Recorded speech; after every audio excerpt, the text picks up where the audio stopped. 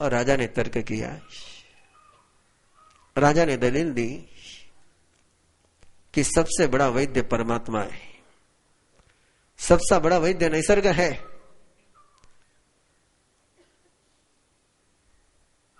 मेरी बीमारी की उम्र समाप्त हो गई है, तभी तो यहां मेरी गोद में आकर के गिरा है।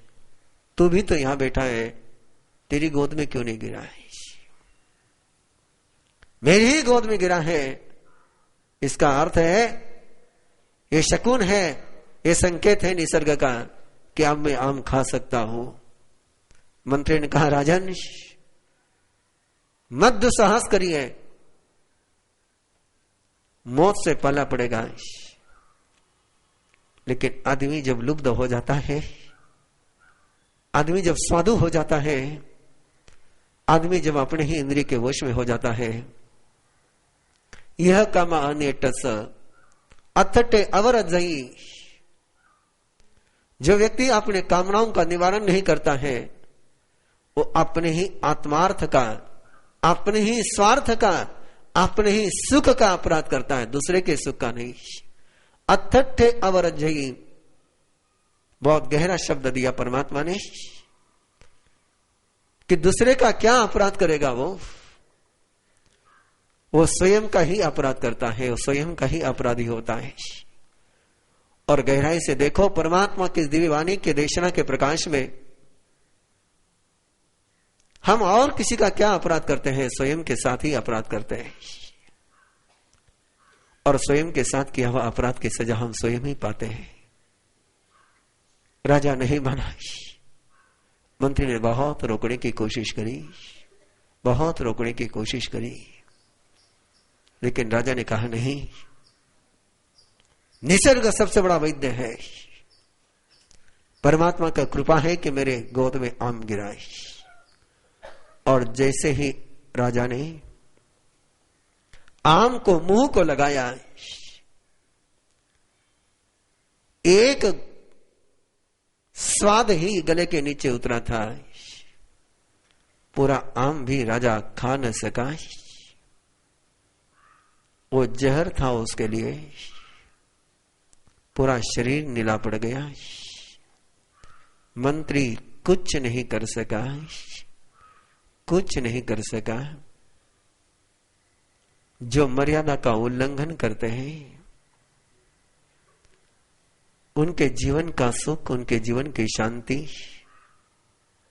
उनके घर का स्नेह, उनके घर का सौहार्द, उस परिवार के संस्कार, अनमोल मिली हुई विरासत वैसी ही समाप्त हो जाती है जैसे राजा एक आम के मोह में पूरे राज्य का ही नहीं, अपने जीवन को गवा देता है।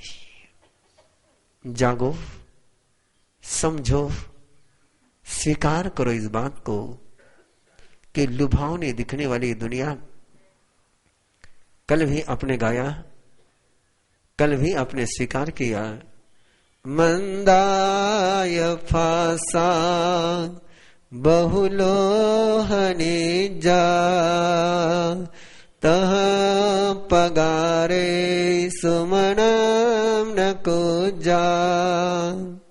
ये मंद स्पर्श, ये लाजीज खाना बड़ा सुहाता है, लेकिन ये जिंदगी के सारे धर्म साम्राज्य को गवा देता है। शांति समाप्त हो जाती है। कितना परम सौभाग्य है हमारा कि हमें परमात्मा का शासन मिला, सर्व कल्याणकारी सर्वोदय तीर्थ मिला। जिस तीर्थ में आकर के अर्जुन माली जैसा हत्यारा भी सिद्ध हो जाता है, जिस तीर्थ में आकर के चंड कौशिक भी अमृत कौशिक बन जाता है, ऐसा परमात्मा का साम्राज्य हमें मिला है। और इस साम्राज्य को हम कहीं आम के मोह में, जिसके लिए परमात्मा ने मना किया है, वो आम नहीं हमारे लिए, वो तो हमारे लिए जहरीला फल है। जिसको भी परमात्मा मना करते हैं, वो चाहे जितना सुहाना दिखता हो, वो चाहे जितना सुंदर दिखता हो, वो चाहे जितना प्यारा दिखता हो, उसमें मौत ही छिपी हुई है। इस सत्य को जिसने पहचान लिया, उसके जीवन में कभी झूठ आ नहीं पाता है। एक भिखारी ने भीख मांग मांग करके 1000 सोने की मोहर इकट्ठा कर ली। एक सोने की मोहर को तोड़ करके एक एक कांकिनी के बल पर वो दिन बिता रहा था। एक दिन एक कांकिनी कहीं भूल गया। आगे जाने के बाद उसको याद आया कि मेरे 1 पैसा वहां छूट गया है। इतना बड़ा पैसा लेकर के वापस कहां जाऊं? इसलिए उसने अपने पास की जो सोने की मोहर थी उसको जमीन में गाड़ करके रखा है और एक कांकिनी को लेने के लिए वापस लौटा। आगे बढ़ने के बाद जो पीछे लौटते हैं वो आगे को भी खो देते हैं, पीछे को भी खो देते हैं। वो आया, वो पैसा भी न मिला और वापस लौटा। तब तक तो कोई उन पैसों को भी लेकर के चला गया था। प्रभु फरमाते, थोड़े के लिए बहुत को मत खोवो, क्षण के लिए जीवन को मत खोवो, नश्वर के लिए शाश्वत को मत खोवो, शरीर के लिए चेतना की मौत मत करो, शरीर के सुख के लिए आत्मा को दुखी मत करो। कस्य हेवम पुरा कावम जोग क्षेमम न संविदे। एक प्रश्न दिया परमात्मा ने इस अध्याय में, कस्य हेवम पुरा कावम जोग क्षेमम न संविदे। समझ में नहीं आता ये समझदार इंसान, ये बुद्धिमान प्राणी किसको सामने रख करके, किस हेतु के कारण से जो उसको मिला है उसकी सुरक्षा नहीं करता और जो नहीं मिला है उसको प्राप्त करने के लिए पुरुषार्थ नहीं करता। इतना एक सवाल, परमात्मा का दिया हुआ सवाल 24 घंटे के लिए कम से कम अपने साथ में ले जाइए कि जो आपको मिला है उसका आप संरक्षण कर रहे हैं क्या? जो नहीं मिला उसको प्राप्त करने का पुरुषार्थ कर रहे हैं क्या? संघ के कार्यकर्तागण, संघ के पदाधिकारीगण, समिति के युवा समिति के, महिला समिति के, केंद्रीय समिति के कार्यकर्तागण, पदाधिकारीगण, इस सवाल को आज साथ में लेकर के जाए कि जो जनता आई है उसको हम संभाल पा रहे क्या? जो परमात्मा के बेटे नहीं आए उनको लाने के लिए हम प्रयास कर रहे हैं क्या? जोग क्षेमम न संविदे। योग और क्षेम का बोध हमें क्यों नहीं होता है? जो मिला है उसका बोध नहीं, जो नहीं मिला उसके प्राप्ति के लिए प्रयास नहीं। किस बेभानी में भूल करके, किस बेहोशी में भूल करके, किस मदहोशी में भूल करके परमात्मा पूछते हैं, कस हेवम पुरा कावम जोग क्षेमम न संविदे। इसीलिए आगे आएगा, संति मग्गम बुहे। शांति का मार्ग प्रशस्त करना चाहिए। आज तो केवल इतना सा ही है कि कस्य हेवम पुरा कावम जोग क्षेमम न संविदे। और प्रभु ने कहा कि अज्ञानी को भी देखो और जिसके पास बुद्धि है, सयाने है, उनको भी देखो। बालस पस बालतम अहमम पड़िवज्जिया। मेमना बन करके एक कांकिनी के लिए सारे धन को खोने वाले भिखारी बन करके, एक पल के स्वाद के लिए जीवन को खोने वाले राजे के समान बाल बन करके जीने वाले इन लोगों को देखो, जो अधर्म को समर्पित हो जाते हैं, जो पाप को समर्पित हो जाते हैं और आखिर में उनको नरक ही मिलता है। इस जीवन में भी मिलता है, पर जीवन में भी मिलता है। तुम बुद्धिमान समझदार लोगों के धैर्य को देखो। धीरज को देखो, पेशेंस को देखो। सामने आम हो, भीनी भीनी खुशबू हो, सुहाना वातावरण हो, और फिर भी आम को नहीं चखना, इसके लिए बहुत धीरज लगता है, बहुत पेशेंस लगता है, बहुत संयम लगता है। लेकिन ये संयम जिनके पास होता है वे आम को तो नहीं चखते, लेकिन जिंदगी का आनंद पूरा पूरा लेते हैं। ऐसे धीर व्यक्ति, ऐसे सयाने व्यक्ति जो सुखासीनता के मार्ग को छोड़कर साधना के मार्ग का कदम बढ़ाते हैं, वो अधर्म को छोड़कर के उनके लिए धर्म ही इष्ट बनता है। और जिनके लिए धर्म इष्ट बनता है उनका तन भी दिव्य होता है, उनका मन भी दिव्य होता है, उनका जीवन भी दिव्य होता है। चैव न बाल भावम अबालम सेवय मुनि, बचपने को छोड़ो, बचपने को छोड़ो और सयानेपन को स्वीकार करो। आइए एक ऐसे गाथा का गान करने के लिए आमंत्रण है आपको, जिस गाथा का, जिस अध्याय का ऐसे तो उतरा अध्ययन सूत्र के निर्वाण कल्याण की देशना इस लोक और परलोक को सुखी करने वाली है। इसके एक एक अध्याय की यदि आराधना की चर्चा करने लग जाए तो सीमित समय में हमारा काम पूरा न हो पाएगा। लेकिन फिर भी कुछ अध्यायों की जरूर चर्चा चलते चलते सहज भाव से आपके सामने आ ही जाएगी। ये 8वां अध्याय, और पता नहीं कैसे जिन शासन देव का अनुग्रह हुआ और इंदौर में इस अध्याय का गान करते करते एक स्फुरना हुई। किस अध्याय में सामर्थ्य है चोर को साहूकार बनाने का। इस अध्याय में सामर्थ्य है 500 चोरों को सर्वज्ञ बनाने का है। यह अध्याय कपिल का है, एक अनूठा अध्याय, एक अद्भुत अध्याय है। और यदि इस अध्याय का गान घर आंगन में नित्य प्रति हो जाए तो घर में कोई चोरी नहीं हो सकती है, घर में रहने वाला चोर भी साहूकार बन सकता है। इस भावना के साथ सहज प्रेरणा हुई और इंदौर वालों ने प्रयोग किया है।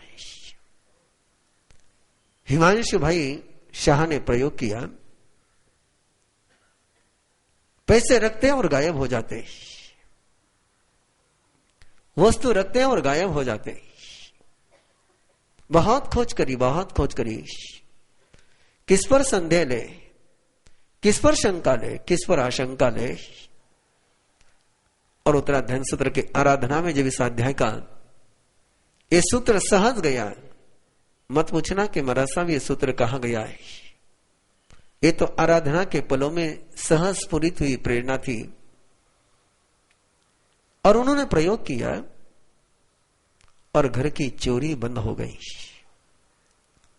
उसके बाद तक कई लोगों ने इस प्रयोग को किया कि कपिल का अध्याय है, ये निर्वाण कल्याणक की देशना है। ये कपिल के परमात्मा के भावों को सुधर्मा स्वामी ने कपिल के शब्दों में हमारे सामने प्रस्तुत किया है। एक ऐसा अध्याय जो बताता है कि पथ भ्रष्ट होने के बाद भी, लक्ष्य भ्रष्ट होने के बाद भी यदि अंदर की सरलता सुरक्षित रह गई, अंदर का सीधापन सुरक्षित रह गया, तो लक्ष्य भ्रष्ट भी कैसे लक्ष्य को प्राप्त कर लेता है। सो ही उज्जुय भूयस धम्मो शुद्ध सचिट्ठई। इसलिए परमात्मा ने फरमाया जो सरल होता है उसकी शुद्धि होती है, वो प्योर बनता है, वो निर्मल बनता है, वो निष्कलुष बनता है। और जो निर्मल होता है वहीं पर धर्म टिकता है।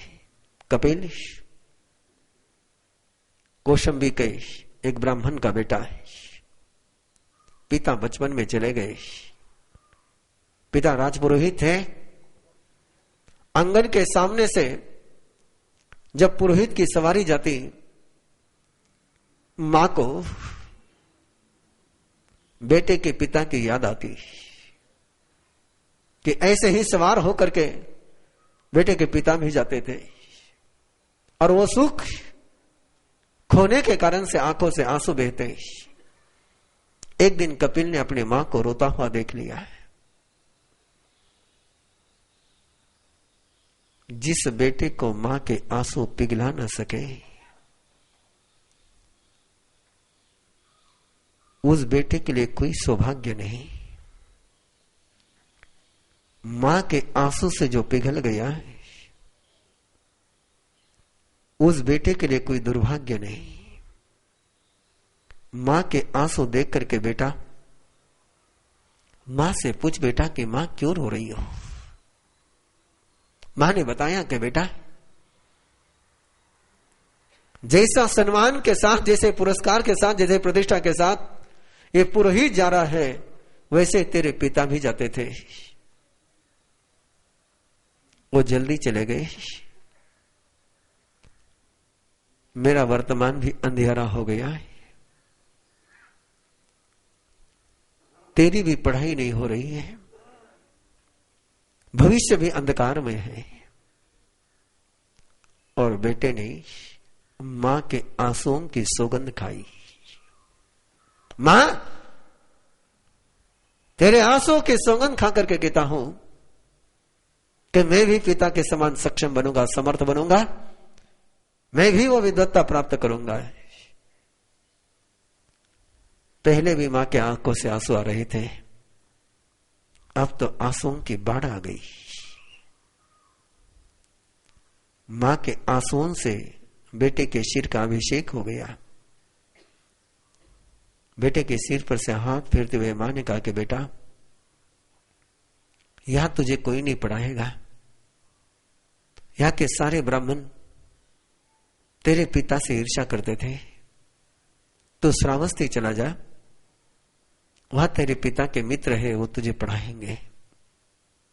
और कपिल मां के आशीष और मां का सपना लेकर के चल पड़ता है। अपने सपनों की परवाह मत करो, अपने सपने सच भी हो जाए तो रेगिस्तान के हैं, अपने आराध्य के सपने पूरे हो जाए तो जीवन में सिद्धि के अलावा कुछ भी नहीं है। और कपिल ले चला, मां का सपना है, मां के आशीष लेकर के चल पड़ा। श्रावस्ती पहुंचा, इंद्रदिम्न के पास पहुंचा, पूछा कैसे आया है।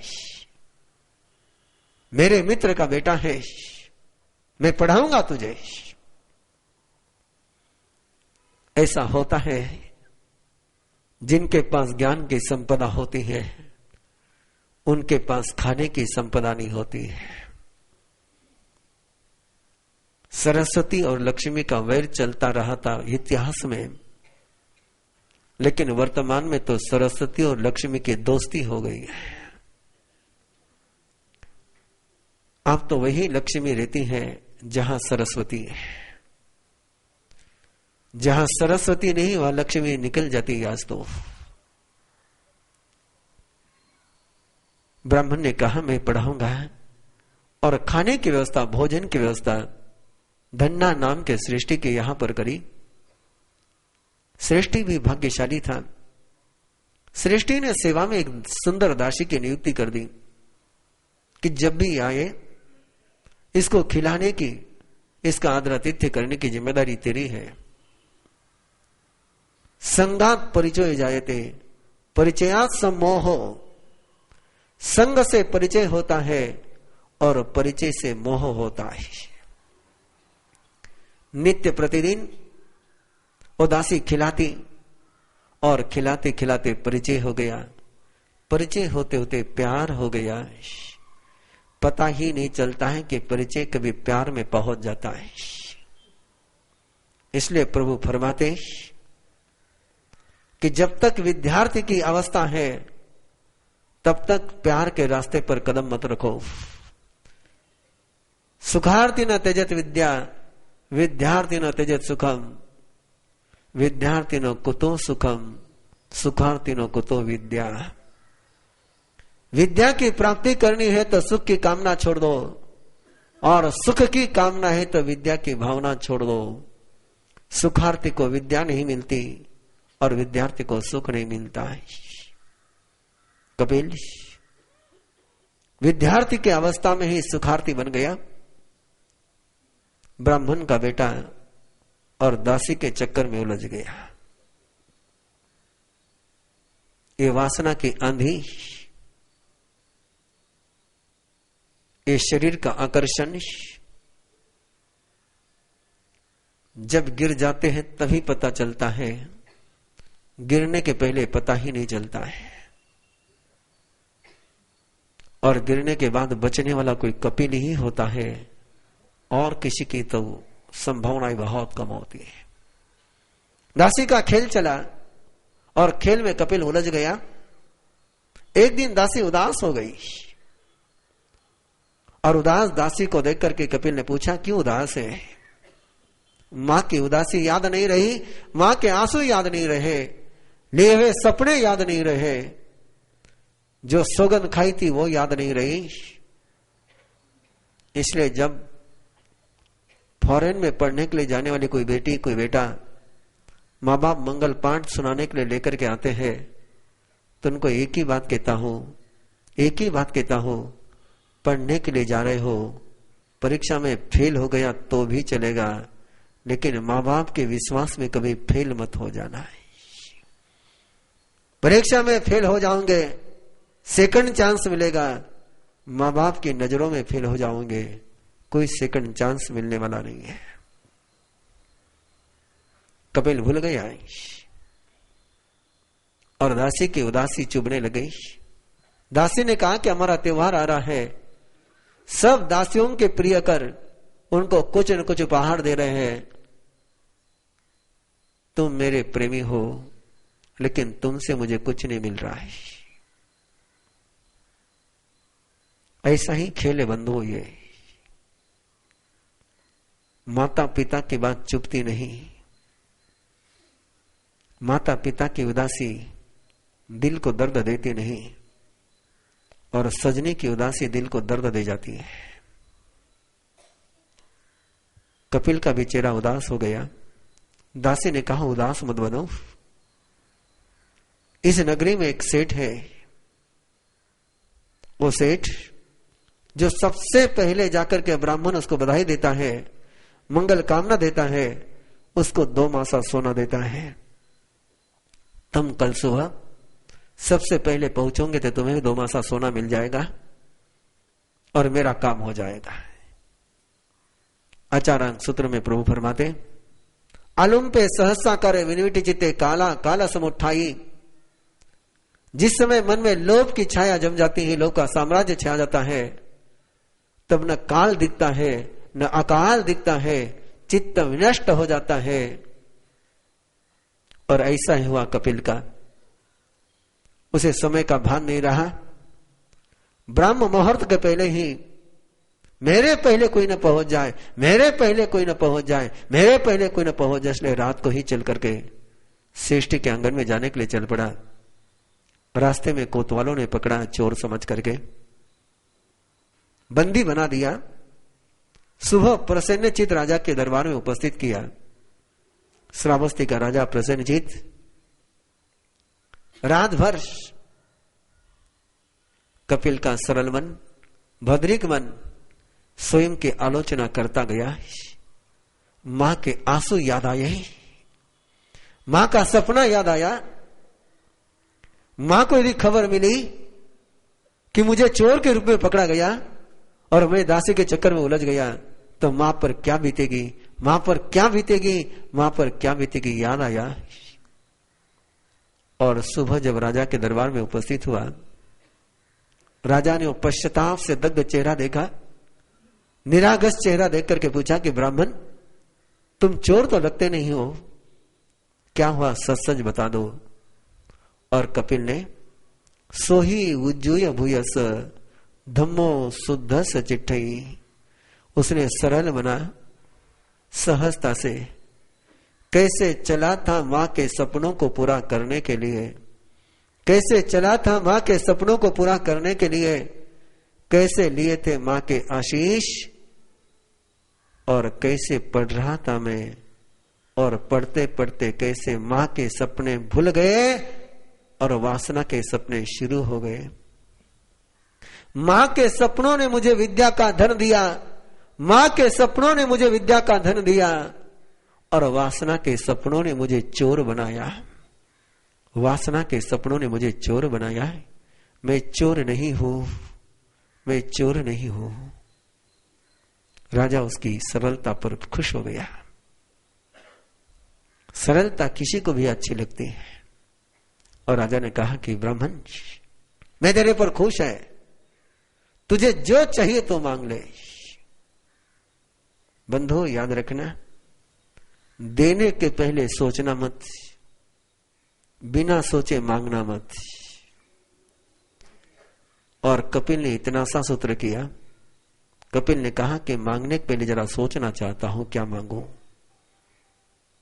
राजन ने कहा सोच ले, सोच करके मांग ले। जिसने मांगने के पहले सोच लिया वो सर्वज्ञ हो गया।